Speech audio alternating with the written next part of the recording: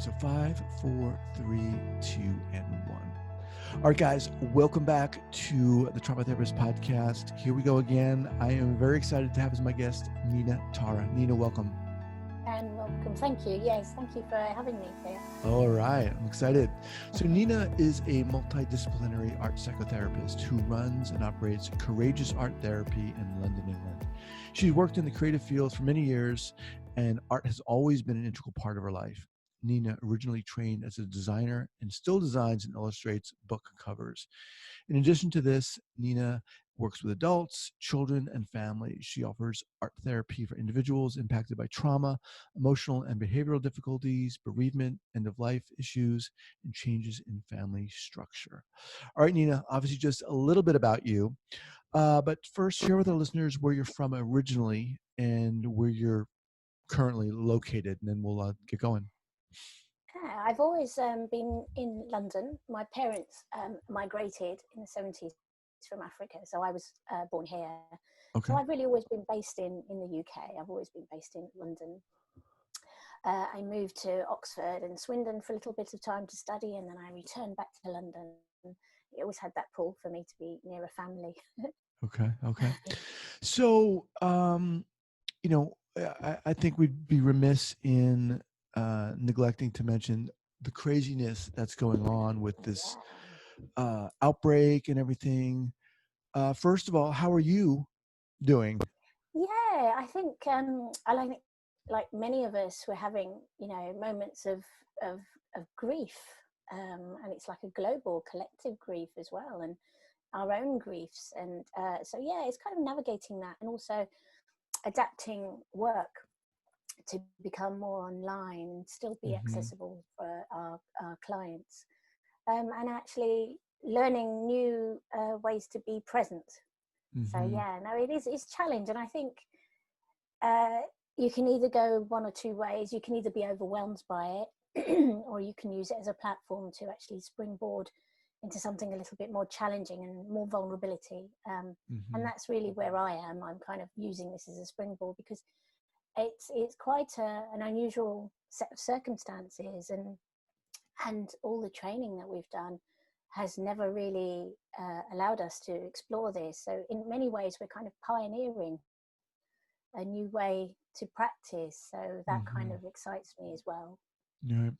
Well, let's kind of start. I mean, I want to kind of get into those specifics you mentioned there, but before we do, how did you get into this field? Uh, Yeah, first and foremost. yeah, it's quite extraordinary. My journey started about 9 years ago. Um, I lost my mum. My mum passed away. She had renal failure, and she also had dementia. So we'd been taking care of her for some time, but unfortunately, she became too ill. And actually, this kind of propelled me on in my own grief and overwhelm. I kind of became consumed by that as well. But also at the same time, it really propelled me into like a sort of a journey of personal development. And I was really impacted by panic attacks and overwhelm, and I was really struggling with the whole concept of grief and loss.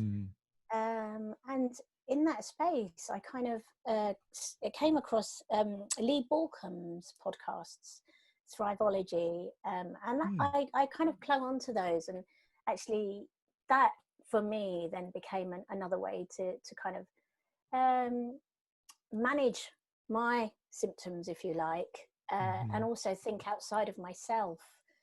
And then from then I began to volunteer for the Alzheimer's Society because, as I said, my mum had dementia. Um, and it changed a lot for me. It changed a lot for me to think about someone else other than just myself. Um, and from there, I eventually started to discover art therapy a little bit. I didn't really know because I'd been working as a designer for such a long time. And at the same time all of this was happening, there was the crisis, the refugee crisis, um, that was unfolding as we were watching all the people being displaced. And at that time, I started to do some fundraising for a small charity called Art Refuge UK. They provide psychosocial support for refugees. and they were doing a lot of work in Calais. They were trying to get a pilot program off the ground. So I started some fundraising. We did some art sales. We did some online art sales. Managed to raise a fair amount of money, actually, and really, really help support their work.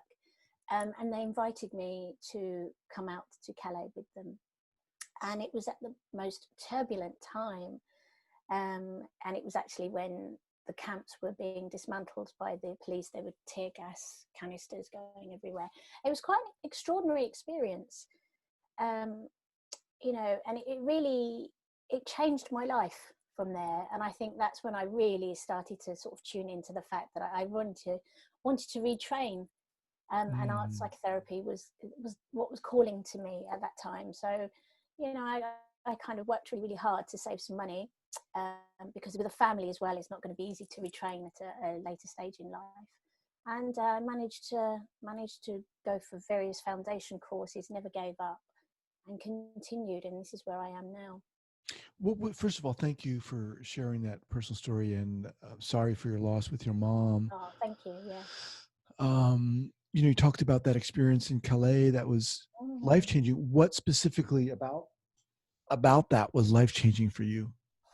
I think just witnessing and being amongst so many people that were impacted by trauma, but not really in a space to be able to process their trauma. So it was like a holding space, and actually how valuable those holding spaces can be as well.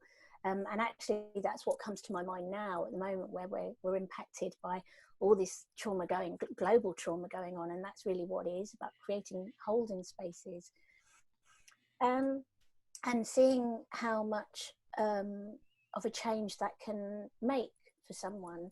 And, you know, having a connection with another human being when, you know, we're working with young unaccompanied minors who were lost without family. They'd literally lost their families along the way. And here they were trying, you know, they were like, I called them the lost boys, because they were having to grow up really, really fast and in complete survival mode. And to exist like that for such a long time had such an impact on them. And they weren't really going to be able to process their trauma until they reached a safe space. So that's kind of really made me think even deeper about how we work as human beings, and how we survive, and how we process. And so yeah, and actually made me think a lot about my own personal things and traumas, and really made me want to retrain, and also really fully dive into my personal therapy, because as an art psychotherapist, you have to have compulsory personal therapy. And it, you know, usually when you're in therapy, when I've been in therapy, because I have taken therapy over the years for various things, I've always held myself back. But there's something with art therapy that's, you know, it's so powerful, because you're processing unconscious material, and because it becomes externalized from you, it becomes safer to be able to process it. All right. Well, I want to talk about that, but there's first there's a lot here, and I really appreciate you sharing your story and your evolution. There's just something so inspiring to me to hear someone like yourself talk about, you know, the events that happened in the wake of your mom's death and your own personal struggle, your journey, and then you get to this point where you're like, just greatly impacted by this event, working with these refugees. Nina, walk us through what happened. How did things unfold after that time, after that event and experience, such that you were like, this is what I want to do? Yeah, I was already taking a foundation course in well-being and therapies at the university that I went on to study my master's degree in. So I was already doing a short foundation course whilst I went with Art Refuge to Calais, and then returning from that was it. I knew I needed to kind of carry on to pursue my MA, because I wasn't even sure at that point I was going to do it. I wanted to tap into something to see if it fitted nicely, if I could fit into this space, and if that fit in with my space. But I just think, you know, the realization that so many people suffer on a daily basis, with trauma um, and various emotional difficulties. And if in any way I training, I could make some kind of difference in that situation for them, or some kind of, holding space for them in that situation. Mm-hmm. And it became quite important. It became really, really important for me to kind of carry on pursuing it. And after the foundation course, I did another short foundation course, and then I went on to apply for an MA because I didn't have a degree or anything, so I didn't easily fit into the criteria. So I had to do a lot of voluntary hours, and I can't remember how many voluntary hours was. So I really had to work very hard Mm-hmm. to actually be able to get onto the MA course. There's a difference though between someone who's, you know, going through a struggle of any type, and then they get to a point where they're like, not only do I want to help people in a particular situation, in this case, people who've suffered with trauma, but this is what I'm gonna do. Yeah. How did that kind of progression, what was that like for you? I think it wasn't overnight. It was it was a good 2 years, I think, as I kind of sort of discovered. And actually, the first time I read an art therapy article, I got really frightened. I was like, oh my God, this work is so intense. how can I even imagine myself doing that? How can I actually imagine myself carrying that weight of that work? And I think actually a lot of that was down to the course we were in, and how they were guiding us as well, and what we were learning. And I think in my own personal therapy and my supervision, I learned how to be completely vulnerable and be open about making mistakes, and owning them as well, and going back and making repairs. So it took a good number of years for me to get to the point where I was really, really open to all of the experiences that I was about, that I was going to experience. And even then in placement, sometimes we can resist the challenge of, the counter-transference and the transference and what that means. We can resist that, but that's where the biggest learning is, I think. So a little while ago, you mentioned the power, in a sense, of art therapy. Talk about that. Why is that? How is that so powerful? I actually have no idea. I can only speak from my own personal experience and my own personal art therapy. I work a wonderful art therapist. And I chose deliberately to have an art therapist because I thought, if I'm going to be doing this, I need to know what it feels like. And I still see her, actually. Even after finishing training, I still see her once a month. And it's always surprised me that something, I'll be talking about something random and I'll be making while I'm talking. And then all of a sudden something will be on that piece of paper, or it'll be made out of clay, or it'll be out of whatever material I'm using. And it will just resonate so deeply that you cannot ignore it, that you just cannot unsee it. And then, there's even been a time when I made something out of clay that it just sort of suddenly looked like something. And I dropped what I was making because it resonated so deeply. And I think there's also a playfulness, I think, in the art making. There's the play, because we're not coming from, the conscious mind. We're coming, from the bottom up process, and that can feel like a safer way to process something quite difficult. And that, for me, has always been, I think, the most powerful thing. And also having that witness, and as I said before, when it's externalized, having that safe thing of being able to talk about something that's outside of yourself, that's not you, that it can be outside, that you can talk about something that's outside. I'm wondering if there's an example of maybe someone you worked with that you can share with us. Okay, yeah. And I'm kind of putting you on the spot here because I normally don't do this, but I want to do it with you because I think it can be very powerful. And obviously you don't have to use names and whatever, but I think if we can maybe create a picture, if you will, it might be helpful. Yeah, I mean, the most powerful work I've ever done with art therapy has been in the hospice environment with end-of-life patients. And I had to really think very carefully about the kind of materials that I was taking to the bedside. So I would use something called model magic. It's like a clay material, but it's clean. And it's a material that asks for the least when you're working with adults. There's no overwhelm with what should I do with paints, and often patients weren't able to sit up. They were often, laying down because they were so unwell. And in this particular case study, I was working with a 54-year-old lady, and she'd been impacted by cancer, and she was pretty much end of life. And we worked with this material, and in the working with this material, she actually started to replicate her cancer.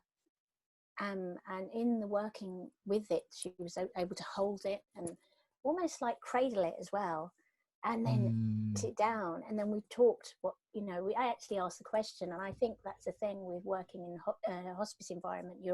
It pushes you to take more risks, to ask the questions, because you may not be able to ask them again. So it pushes session, who? You as a therapist, me, or the client? Yeah, okay. No, me as a therapist, because every session was a beginning, middle, and an end. Right. Because I never knew if I was going to see the patient for a week, if they were going to be one, discharged, or two, if they were going to decline and pass away. So on this occasion, I did ask her, and I said, what would your cancer like to say to you? And she talked to the cancer, and she actually talked back to the cancer, and she had a huge dialogue. We spent about 2 hours working together, and she actually dialogued with the cancer at how angry she was with it, and how she didn't ask for it to be in her body, and she wanted it to go away.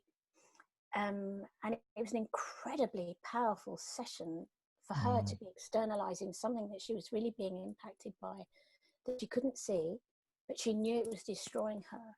And then at the same time, to be able to take her anger and rage out on it. We worked together, I think, another 2 times. We had 3 sessions. And in that, we went through it almost like all the kind of processes of grief. And in the end, there was a kind of acceptance of some sort, because we were playing with it playfully. She was throwing balls at it, and we were trying to destroy it. And then she had a magic wand, because I used to take natural materials in as well. And so, yeah, that's really how powerful it was for her to be able to externalize something that was destroying her. Was incredibly powerful, very moving for me as well, to be part of that process. Yeah, I mean, that's really powerful, just to think of that. And what I'm getting is the externality, the tangible quality, like you said, of having something kind of outside of oneself to do whatever with. I mean, that is very intense. And I love the way you articulated that. Moving along that same line, what would you share in terms of like an early clinical error, when you were just starting out, and what you learned from that? Yeah, I made so many. I made so many. I think the one that comes to my mind again is from the hospice environment. And I think it was in my 3rd year, actually, my 3rd year placement. It was also the hospice that my mum passed away in. So it brought a lot, there was a lot of healing in there, as well as learning and closure. So it was really difficult to not become a visitor at the bedside. And that was one of the things I struggled with a lot, because people are often in their pajamas and stuff. And so on this occasion, I was working with a gentleman, and I was lucky enough to work with him for quite a while, because he was in the first time he was in for symptom control. And so this is when I was working with him, when he was in for symptom control, and he'd been given his terminal diagnosis. And he was really overcome with the support that he was getting from all the members of staff. And as a celebration, he wanted to collect our numbers so he could post or text things to us. And I remember actually sitting there looking at him saying, well, this is against protocol. And at the same time, I had his mobile phone in my hand as I was tapping in my phone number. And it was like, and I knew at the time what I was saying, it's against protocol, but I was, you know, doing completely the opposite. And as I walked away, my stomach started to churn, and I went in meeting with my managers, and they were all talking, and I just had to put my hand up, and I said, I think I've made the biggest mistake. And they were really, really, really so gentle with me, and we really explored in that time what that was, the counter-transference and the transference, and really sort of held me quite well. That team, you know, held me quite well. And, you know, the solution was to actually go back and say, you know, we can't do that. I'm really, really sorry. I can't give you my personal phone number. And my manager was quite happy to do it. And I thought, well, no, actually, you know, I do need to do this, because this is a repair. I need to repair this as well, and I can't send somebody else on my behalf. And actually, it really strengthened the therapeutic relationship, because I did return, and I did go back and say, no, I can't give you my mobile phone number, but you know, we can work this through in other sessions as we think about it more deeply, what the need is for that, and, you know, what my need was to give you my mobile phone number. And offer an equal space, because I think that's the other thing in a hospice environment. Patients are often having so much done to them, they often lose their voice, and it was really, really important for me to have a sense of equalness and offer the therapy as opposed to impose it on them. So this created a really important space for us to repair and to look at something a little bit deeper. So that was the biggest clinical error I think I ever made, amongst all the others. Yeah, I mean, as you were saying that, I was thinking to myself, I mean, if there's ever a time to bend or break protocol, when someone's at their deathbed, that might be the appropriate time. So I wouldn't have been surprised if you said, well, you know, yes, even though this is against protocol, in this setting, I'm going to allow you to text me. But so talk a little bit about that. I mean, that's kind of what's coming up for me here. And it is difficult. It is very difficult. And I think in the hospice environment, there are things that are so different in the therapeutic alliance than they are in other therapeutic alliances. For instance, in hospice environment, sometimes there was no art making. Sometimes there was me just helping them meditate. And there were often times when patients really didn't want to be seen, but, you know, because nothing else was working, it would be send the art therapist in. And really the medicine there was just to be heard and to be seen and to be witnessed. And sometimes I'd end up making the art, so I'd become the third hand, and I would end up making something with the model magic that would resonate with someone. And so there were times when rules were, you know, flexible. But I think there's something really, really important about keeping some boundaries, because it can be so easy to lose yourself in certain environments. And I think by holding on to some of the boundaries, I think the work can be more effective and also held in a better space. So yeah, there were times when often, you know, working with a client and then working with family members as well at the same time, that was something different as well that I hadn't experienced, because it was either working with a client and no other work with the family members because there was a cross. But often we would do that because everybody's been impacted by what's happening. So after I'd seen a patient, then I'd go and see a family member and sit with them and hold their grief and then carry on with the work that way. So it, you know, there are spaces where it can change. You mentioned that. I'm sorry. Go ahead. I just think it was really, really important for me to hold it in a more, you know, sort of boundaried way. Right.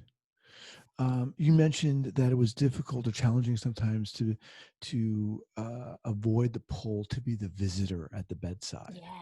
Yeah. Talk about that. Yeah, I think because in a hospital or a hospice environment, when the patient is at bedside, you immediately go in. Well, I'm going to own it because it was me. I used to immediately go in, and I think also because some of the times you're not just doing the art making, you're often, you know, taking on a nurse role as well. So you'll be assisting them with any of their needs. If there's, the patients used to be sometimes vomiting, so I'd often be, you know, there with the bowl, and so that assisting them in that way. Wow. And so there is a real blurring of what we need, and it became really important to be whatever that person needed at that time. So I think that for me used to, at the beginning, at the start of when I was working at the hospice, became really confusing because it was like I couldn't boundary, I couldn't hold it.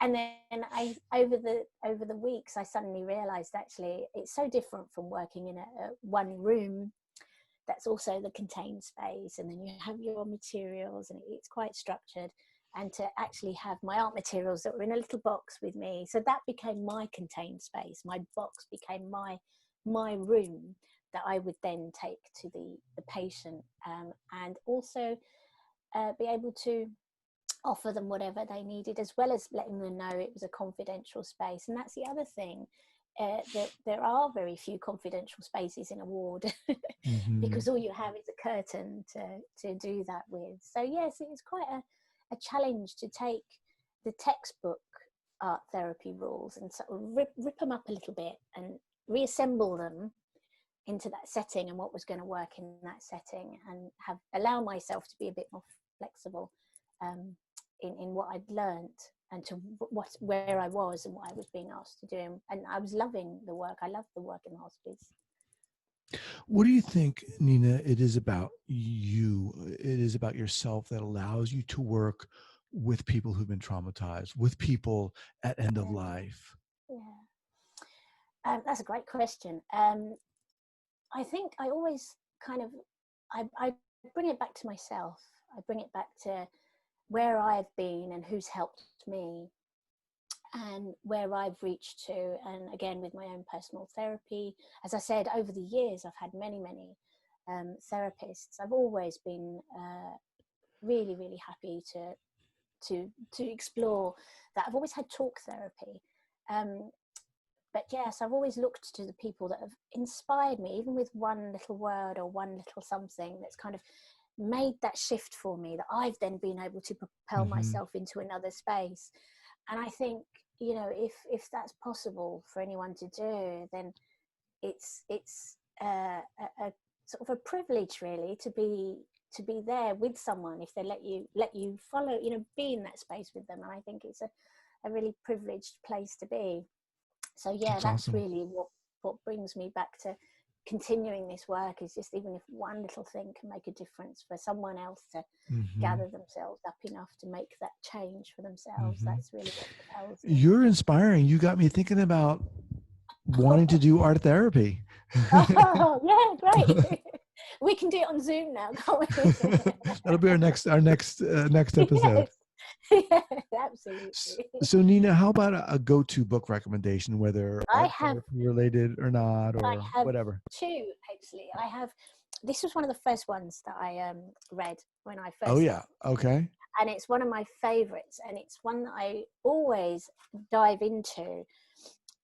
It's so beautifully written, and it's so easy to digest.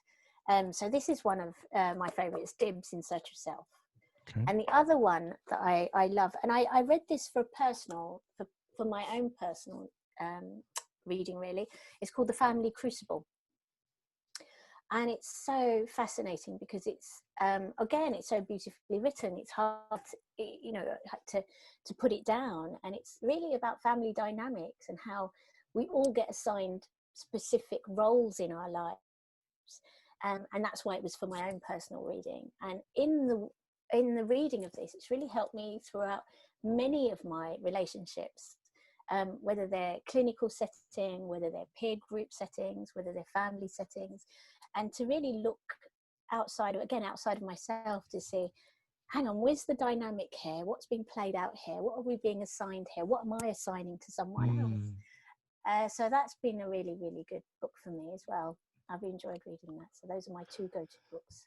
All right. So Dibs in Search of Self and the Family Crucible. I'll have both of those linked up here at the show notes page at the traumatherapistpodcast.com, as well as Nina Tara's contact information. What's the best way for people to get in contact with you, Nina? Through my website, www.courageouseart.co.uk. Okay, awesome. Well, it's been a delight.